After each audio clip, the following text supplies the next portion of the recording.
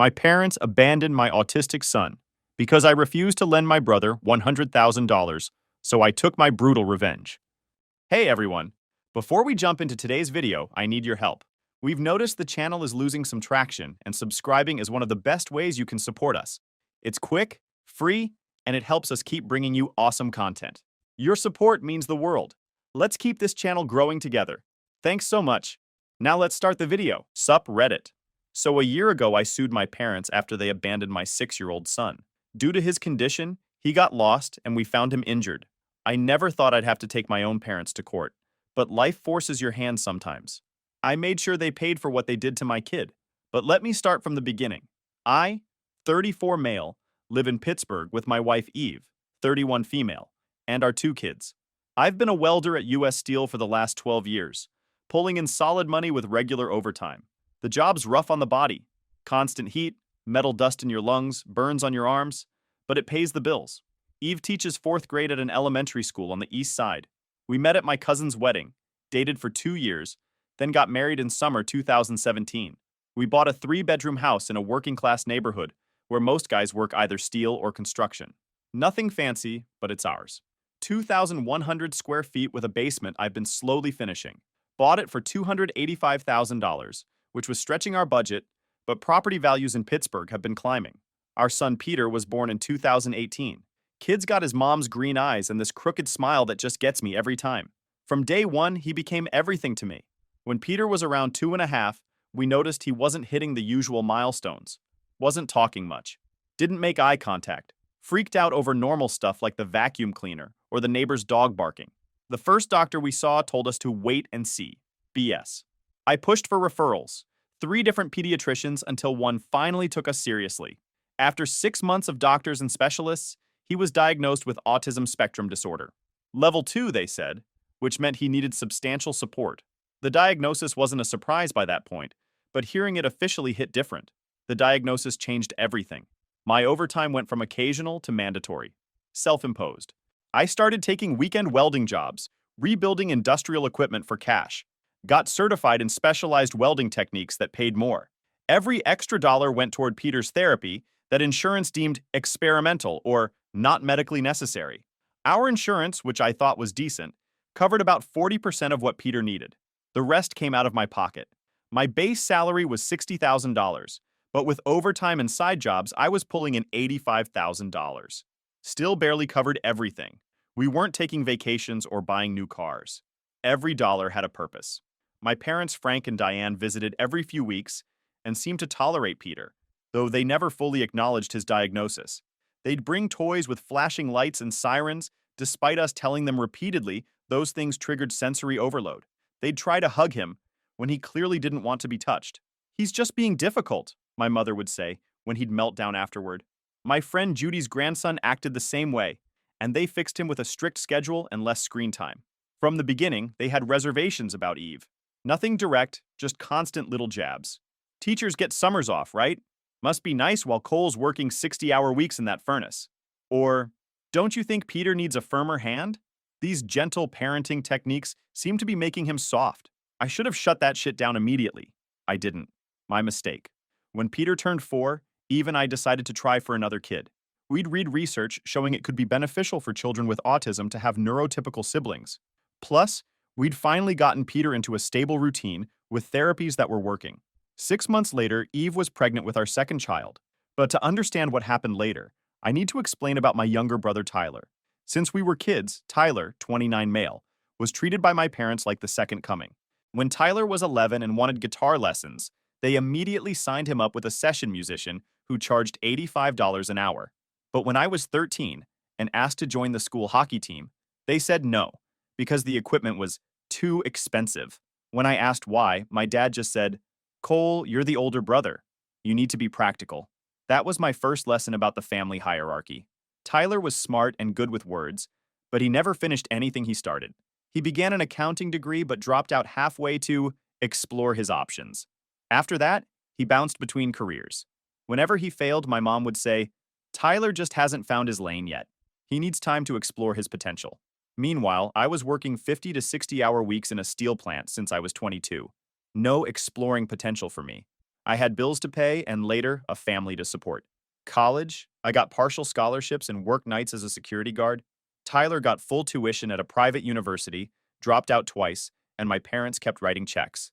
In 2020, he decided to open a craft brewery in a gentrifying part of town. He came to my house one weekend, practically vibrating with excitement. Cole, I've got it figured out this time. The craft beer market is exploding. I asked how much he needed to get started, and he answered like he'd rehearsed it. I need you to loan me $15,000. I promise I'll pay you back within a year. I've got investors lined up for the rest. Even though I had serious doubts, I agreed, thinking maybe he'd finally found something he'd stick with. That night, Eve and I had our first serious fight about Tyler. You gave him our savings? The money we were putting aside for Peter's speech therapy program? Eve stood in our bedroom, arms crossed, voice low to avoid waking Peter. It's just a loan, I said, unlacing my steel-toed boots. He'll pay it back. He's got actual investors this time. Like he paid back the $3,000 from last year, or the $2,500 before that? She was right, and I knew it. Tyler had a pattern. He'd get excited about some new venture, borrow money, then disappear when it failed. No apologies, no acknowledgement, just radio silence until the next big idea. The brewery lasted 8 months before shutting down. Turned out the investors backed out halfway through, and Tyler had been operating at a loss for months without telling anyone. When I asked about repayment, Tyler said, I'm underwater right now. Can I pay it off in small installments? He made 2 $100 payments, then stopped completely. In 6 years, I'd loaned Tyler $27,500 without seeing even 5% returned. Each time, it caused tension between Eve and me. Each time, I promised it was the last. Deep down, I was tired of being the responsible older brother while Tyler got endless chances to fail upward. Looking back, I should have cut him off years earlier. But there's this pull, you know? The hope that maybe this time he'll get his shit together. The guilt when your parents call and say, your brother really needs your help. The misplaced responsibility. I knew Eve was keeping score. Not in a petty way, but in the way a parent tracks money when resources are limited and a special needs child requires expensive care. Every dollar to Tyler was a dollar not going to Peter's therapy, or our mortgage, or our future daughter. The real confrontation started in February 2024. Tyler showed up at my house on a Saturday afternoon with a gleam in his eye I'd seen too many times before. Peter was in the living room, meticulously arranging his collection of Hot Wheels by color and size, something he did when he needed to feel in control. Hey, sport! Tyler shouted across the room, causing Peter to flinch and cover his ears. Lower your voice, I said sharply. You know he's sensitive to loud sounds. Tyler rolled his eyes. Still letting him run the house, huh? No wonder he's not making progress. I bit back what I really wanted to say and helped Peter rebuild his careful arrangement while Tyler made himself comfortable on our couch, scrolling through his phone like he owned the place. Cole, this time I've found the real deal, he started once I sat down. I want to start a tech company focused on AI and crypto integration. I felt that familiar sinking feeling. Do you have any experience in tech or cryptocurrency? I've been studying the market for months.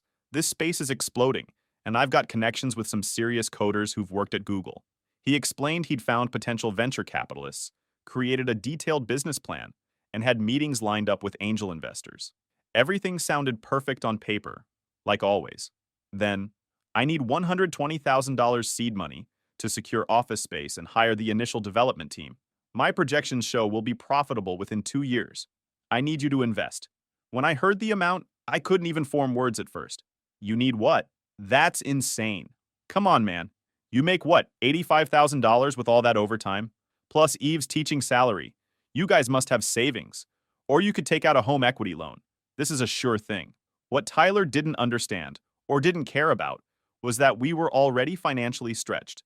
Our savings account had $17,482 earmarked for Peter's therapy and the new baby. Our house had about $65,000 in equity, but we weren't going to risk our home on one of Tyler's schemes. We've got a kid with special needs and another on the way. Every spare dollar goes to Peter's therapy and preparing for the baby. Plus, there's no way I'm handing over this kind of money. Tyler's face changed instantly. So your defective kid means I can't have a shot at success? That's convenient. The way he said defective kid made something dark rise up in me, but I kept my voice steady. Watch your mouth. Watch. Peter has 3 different therapists we pay for out of pocket. We're converting the basement into a sensory space. And with the new baby coming, I'm family too. Tyler cut me off. You owe me this. After all I've put up with from you. Put up with from me? I was genuinely confused. What the hell does that mean? You've always been the good son, the hard worker, the one who makes smart choices. Do you have any idea what it's like living up to that? Having to hear about Steady Cole with his union job and his benefits package? I couldn't believe what I was hearing. Are you serious? They've bailed you out of every mistake you've ever made while I've been working my ass off in a literal furnace since I was 22. Whatever, Tyler scoffed. The point is, this is a sure thing, and if you were a real brother, you'd help me. I don't have $120,000, Tyler. Even if I did, I wouldn't give it to you. I've got responsibilities. To your retard kid and that teacher you knocked up, the words hung in the air like smoke. I stood up, hands clenched. Get out of my house, now. You'll regret this, Tyler said, rising to his feet. Mom and Dad will hear about how you betrayed your own blood for that woman and her broken kid. I grabbed him by the collar and marched him to the door. Peter is my son. Talk about him like that again, and you'll need a lot more than $120,000 to fix what I'll do to you. After slamming the door behind him, I turned to see Eve standing in the hallway. She'd heard everything. He's not getting another penny from us, I said, before she could speak. 3 days later, my mother called. She didn't even say hello. Michael James Parker. I heard from Tyler that you physically threatened him and threw him out of your house. What kind of animal behavior is this? Did he tell you why? Did he tell you he called Peter a retard and insulted my pregnant wife? I'm sure he was just frustrated. You know how Tyler gets when he's passionate about something. Her voice took on that practiced, reasonable tone she used when defending him. He told us about his business opportunity. It sounds very promising. It's a scam, Mom. He doesn't know the first thing about AI or crypto. And you do? You weld metal for a living, Cole. Tyler has always had a mind for innovation. A mind for innovation? He's failed at everything he's ever tried. Because no one supports him properly. Family is supposed to help each other in tough times. I've helped him plenty. I'm done. This is Eve's influence, isn't it? My mother's voice hardened. She's always been jealous of your relationship with your family. She's turning you against us with all these expensive specialists for Peter. Eve has nothing to do with this. Tyler crossed a line. Oh, please. You've changed since you married her. All these claims about Peter being special needs. Children develop at different rates. If you and Eve weren't so soft on him, I cut her off. Peter has autism. It's not something he'll grow out of, or that we're making up for attention. And I'm not discussing this with you anymore. After I hung up, my father called. Your mother is very upset. We raised you better than this, Cole. Better than what, Dad? Better than protecting my son from people who call him slurs? Tyler says things he doesn't mean when he's upset. You know that. I don't care. He's not welcome in my house until he apologizes. And what about his business? He needs family support right now. He needs $120,000 that I don't have and wouldn't give him if I did. We've been looking at our retirement accounts, my father said carefully. We could help with some of it, but we were hoping you'd contribute as his brother. You're taking money from your retirement to fund another of Tyler's schemes? Dad, don't do this. Unlike you, we believe in Tyler. Maybe if you spent less money on all these special programs for Peter and more time actually parenting him. I hung up. My hands were shaking with anger. For weeks, the pressure continued. My parents called daily, sent manipulative texts, and even showed up at our house unannounced. They cornered Eve in the school parking lot after her workday, telling her she should convince your husband to help his brother instead of wasting money on therapies that clearly aren't working. The stress was affecting Eve's pregnancy, and Peter was picking up on the tension, having more meltdowns than usual. Our neighbor Rick, a retired Marine who'd taken a liking to Peter, started coming over more often to help out, taking Peter fishing at the local pond or showing him how to work with simple tools in his garage workshop. Rick's calm, straightforward manner seemed to ease Peter's anxiety. Then came the ultimatum. My mother called. Cole, we've decided to help Tyler ourselves. If you won't be part of this family's success, don't expect to be welcomed when it pays off. Mom, don't do that. Tyler doesn't know what he's doing. She hung up. Fine by me. They were adults making their own decisions. And if they wanted to blow their retirement on Tyler's latest fantasy, that was their problem. At least it wasn't my money this time. I focused on my family. Eve was in her 5th month of pregnancy, and we were preparing the 3rd bedroom for the baby.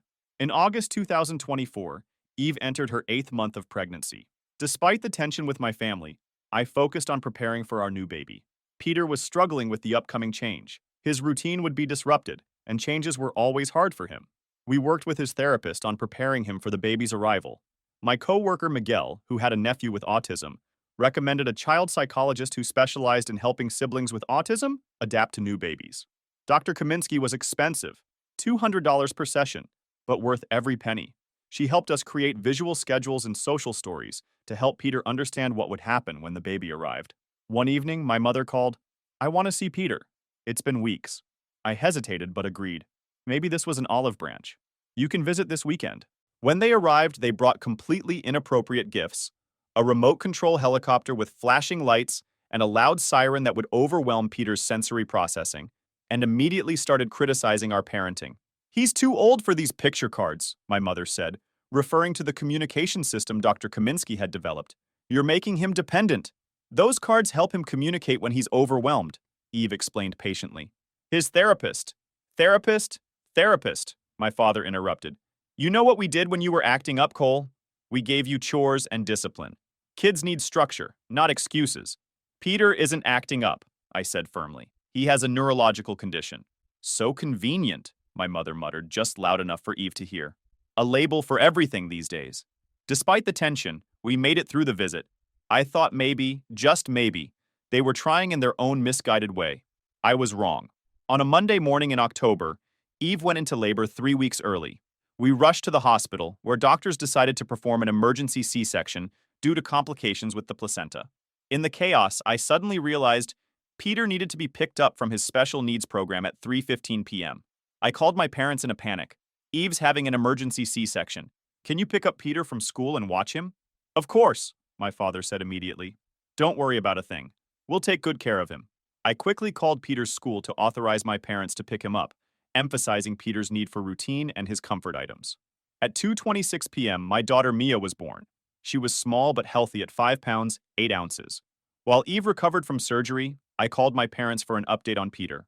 No answer. I tried again at 4 p.m. Still nothing. By 6 p.m., after dozens of unanswered calls and messages, I called Peter's school in a panic. The administrator confirmed my parents had picked him up at 3:15 p.m. At 7:38 p.m., my phone rang. The police department. "This is Officer Reyes with Pittsburgh PD. We have a report about a child with autism left alone at Riverview Park. The information on his medical alert bracelet matches your name and number." My blood ran cold. "That's my son. Is he okay?" "We're still looking for him, sir. Your parents dropped him off about 4 hours ago according to witnesses, but he wandered off. Given his condition, we've initiated a priority search." I told Eve what happened, and despite just having surgery, she tried to get out of bed. "You need to find him," she said, tears streaming down her face. I drove to Riverview Park where a search operation was underway. Police officers, K-9 units, and volunteers were combing the area, calling Peter's name. I provided details about Peter's autism, that he was nonverbal when stressed, likely wouldn't respond to his name, and might be hiding somewhere dark and quiet. 3 agonizing hours later, a K-9 unit found Peter in a ravine nearly a mile from the park. He was curled up in a ball, soaking wet from the light rain, covered in dirt and leaves, with a deep gash on his forehead and a severely sprained ankle. He was non-responsive, deep in a shutdown state from the trauma. The paramedics had to sedate him to treat his injuries.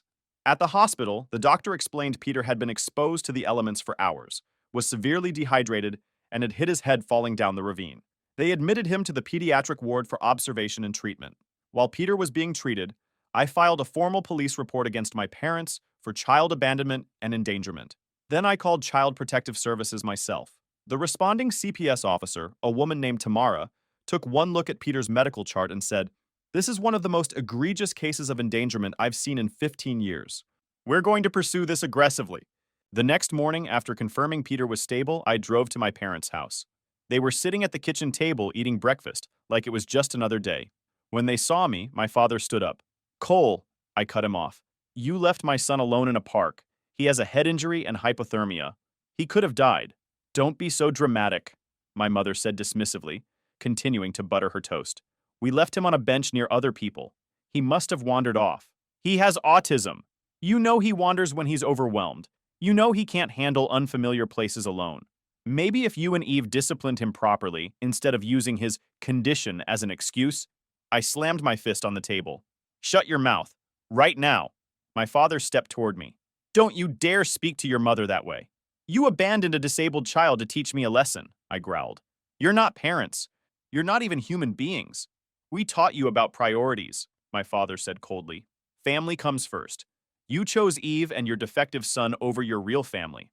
Something in me snapped. I grabbed my father by his shirt collar, backing him against the wall.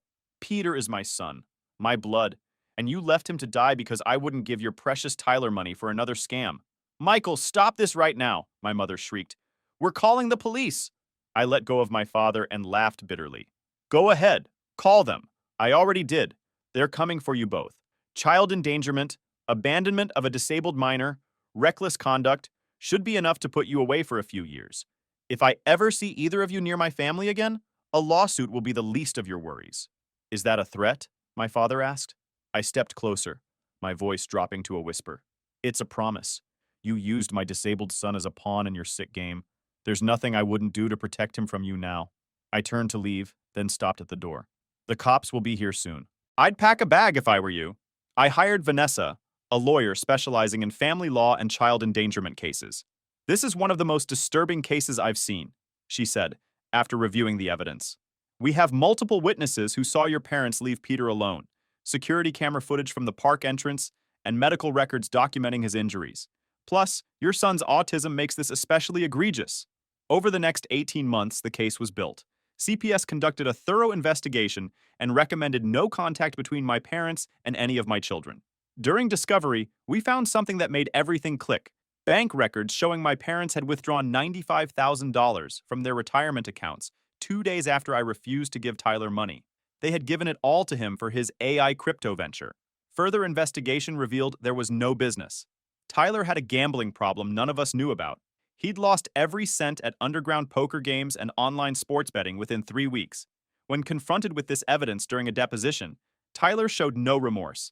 It was their money to give. Not my problem they're stupid enough to hand it over, he said, seeming annoyed at the inconvenience of the questioning. Did you know they planned to abandon Peter? Vanessa asked him. Tyler shrugged. They said they were going to teach Cole a lesson. I didn't ask for details. Not my kid. Not my problem. In the courtroom, my parents maintained they'd done nothing wrong. Their attorney argued they had simply tried to spend quality time with Peter and temporarily stepped away before planning to return. The verdict came down like a hammer. My parents were found guilty of child endangerment, reckless conduct, and contributing to the delinquency of a minor. They received 2 years of probation, mandatory counseling, $45,000 in fines, and a permanent restraining order preventing them from contacting Peter or any of my family members. The judge also awarded us $95,000 in damages to cover Peter's medical bills, ongoing therapy, and pain and suffering. But I wasn't done. Working with Vanessa, I pursued a separate civil case for intentional infliction of emotional distress. We subpoenaed their financial records, tax returns, and investment accounts. During this process, we discovered they had quietly transferred money to Tyler over the years, amounts that totaled over $180,000 more than they'd ever mentioned. When this evidence was presented in court, my parents' defense crumbled. The judge in the civil case, furious at the deliberate financial favoritism coupled with the endangerment of Peter, awarded us an additional $110,000 in punitive damages. The financial ruin was comprehensive. My parents had to sell their house, liquidate most of their investments, and surrender their vacation property in North Carolina. Their credit was destroyed. My father, who had been planning to retire the following year, now had to keep working indefinitely. They tried appealing the verdict. The appeals court not only upheld the decision, but increased the fine by $15,000 for filing a frivolous appeal. Meanwhile, Tyler's gambling debts had caught up to him. He showed up at my job site one day, sporting a black eye and a split lip. I need money, he said without preamble. There are guys after me. Serious guys. Not my problem, I replied, continuing to weld. They're going to break my legs, Cole. I'm not kidding. I set down my torch and lifted my welding mask. You stood by while our parents abandoned my son. You took their retirement money and gambled it away. And now you want my help? They'll kill me, Cole. I owe them $65,000 now with the interest. Should have thought of that before you called my son a retard. Tyler's face contorted with anger and desperation. You self-righteous prick. You think you're so much better than everyone. I hope those guys come after your family next. I grabbed him by the throat and pushed him against the wall of the welding shop. Make one more threat against my family, and you'll wish those gamblers found you first. I released him, and he slumped against the wall, gasping. You've got exactly 30 seconds to get off this property before I call security. I didn't wait to see if he left. I just turned my back on him and went back to work. The shift supervisor came by a few minutes later and mentioned that my brother had been escorted off the premises. That was the last time I saw Tyler in person. 8 months later, both my parents showed up at our new house, a place they shouldn't have known the address of. Eve called me at work, terrified. "They're sitting in our driveway," she whispered into the phone. "I've got the doors locked and the security system on, but Peter is freaking out. He saw them through the window." By the time I arrived, a police cruiser was already in our driveway. The officer was talking to my parents, who were standing next to their car. I parked and walked over, keeping my voice level despite the rage boiling inside me. "There's a restraining order against both of you. You're not allowed within 500 feet of my family. We just want to talk," my father said, his voice cracking. "Please, Cole. 5 minutes." The officer stepped between us. "Mr. and Mrs. Parker, you're in violation of a court order. I should arrest you both right now." "Please," my mother begged. "We've lost everything. Our home, our savings, our dignity. Tyler's in trouble, real trouble. They're going to kill him if he doesn't pay." Officer Rodriguez looked at me. "Do you want to press charges for the violation?" I thought about Peter, probably hiding in his closet right now, his safe space when he was terrified. I thought about Eve, pregnant with Mia when all this started, having to deal with this stress again. "Yes," I said without hesitation. "And I want the restraining order extended to include any attempt to contact us by phone, email, or through third parties." My father's face hardened. "How heartless you've become. After everything we did for you, take them away." I cut him off, speaking to Officer Rodriguez. "If they come back, I'll get a trespassing order too." As they were being led to the police cruiser, my mother tried one last time. "We have nowhere to go. Tyler owes dangerous people money. They've threatened us too. They came to our apartment last week with guns." I looked at these people, the ones who raised me, the ones who abandoned my son, and felt absolutely nothing. No anger, no pity, just cold detachment. "Peter still wakes up screaming," I said flatly. "He can't go to parks or playgrounds. He flinches when people raise their voices. That's what you did to him." "We made a terrible mistake," my father said, voice breaking. "We'll spend the rest of our lives making it up to him." "No, you won't. You'll never see him again." As the police car drove away with my parents in the back seat, I went inside to find my son. The next day, I received an email from Tyler. "Mom and Dad are getting evicted. I'm living in my car. This is your fault. You've destroyed this family with your vindictiveness. I hope you're happy." Eve's parents moved to Pittsburgh to help us. They were the grandparents our children deserved, patient with Peter's needs, loving without conditions, and supportive without judgment. We used the settlement money to move to a new house in a quieter neighborhood, with a specialized therapy room for Peter and security systems that gave us peace of mind. Peter slowly improved with intensive therapy, though certain traumas may never fully heal. Mia grew into a cheerful toddler who somehow instinctively understood her brother's needs. She would silently hand him his noise-canceling headphones when things got too loud, or sit quietly beside him during his meltdowns, just being present. A year passed. I heard through a former coworker that my father had suffered a minor heart attack. My mother had started working as a cashier at a grocery store at age 65. Tyler had left the state, presumably running from his gambling debts. They had lost everything: their home, their savings, their standing in the community, and their relationship with their grandchildren. Peter was making progress with his new therapy team. The settlement money meant we could afford the best specialists without worrying about insurance denials or out-of-pocket maximums. We converted part of our basement into a sensory integration room with crash pads, swings, and textured walls, all things that helped regulate his nervous system. The company I worked for promoted me to shop foreman. Less physical labor, more management, and a $12,000 salary bump. It meant regular hours for the first time in years. I could be home for dinner most nights, help with homework, be there for bedtime routines. I still did some private welding jobs on weekends. Old habits die hard, and the extra money went into college funds for the kids. Peter might need special accommodations for higher education, and those don't come cheap.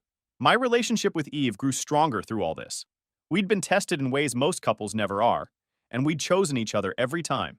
No dramatic speeches or grand gestures, just the quiet certainty that we had each other's backs when it mattered. Then my father called from a number I didn't recognize 3 months ago. "Cole, please don't hang up," he said quickly. "Your mother is sick. Cancer. Stage 4. Doctor said she might have 6 months. She just wants to see her grandchildren one more time." "Did you think about Peter when you left him alone in that park?" I asked. "Son, please, we were angry and stupid and now you want mercy," I finished for him. "Funny how that works." "She's dying, Cole. We're all dying, Dad. Some of us just have a better idea of the timeline." I paused. "Tell Mom I'm sorry about the cancer. I genuinely am, but nothing changes." What kind of man have you become? The kind who puts his children first. You made me this way. I hung up. Eve asked me later if I was sure about my decision. Not judging, just checking. My brother sent a text 2 days later. You heartless bastard! Mom is dying and you won't even let her see the kids. After everything they did for you growing up? You're dead to me. I blocked his number. 1 month after that, I ran into Dad in the hardware store. Pure coincidence. That's when he told me Mom had passed. Her heart gave out before the cancer could take her. I'm sorry for your loss, was all I managed to say. That's it? He asked, his voice cracking. 34 years of being your father, and that's all you have to say? I turned to face him then. He looked broken, defeated. Part of me wanted to feel something. Pity, anger, sadness. But I couldn't. I walked away without looking back. I didn't tell Eve about the encounter until later that night when the kids were asleep. How do you feel about it? She asked, curled up next to me in bed. Nothing, I said honestly. That's the strangest part. She was quiet for a moment. Maybe that's healing. Maybe it was. As for me, I've made my peace with cutting my parents out of my life. The family I've built with Eve is stronger without them. Peter is thriving in his own way. He's communicating better and has even made a friend at his specialized school program. You don't get to hurt my kid and walk away intact. Not ever. Some people say family is everything.